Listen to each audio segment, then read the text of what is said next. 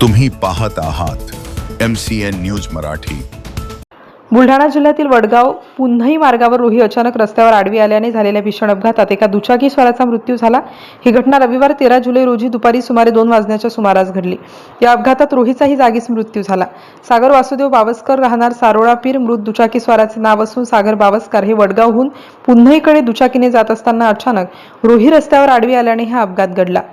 घटनास्थळी उपस्थित नागरिकांनी तात्काळ त्यांना उपचारासाठी ग्रामीण रुग्णालयात दाखल केले, मात्र वैद्यकीय अधिकाऱ्यांनी तपासणीनंतर त्यांना मृत घोषित केले। या प्रकरणी ग्रामीण रुग्णालयातील कक्षसेवक यांनी दिलेल्या माहितीवरून बोराखेडी पोलिसांनी आकस्मिक मृत्यूची नोंद केली असून पुढील तपास सुरू आहे। घटनेची माहिती मिळताच वनपाल PA साळोख, वनरक्षक LD राठोड आणि बाळासाहेब घुगे यांनी घटनास्थळी धाव घेत मृत रोहीचा पंचनामा करून वनविभागाच्या नियमानुसार दफनविधी केला। MCN न्यूज मराठीकरिता कृष्णा पाटील, मोताळा।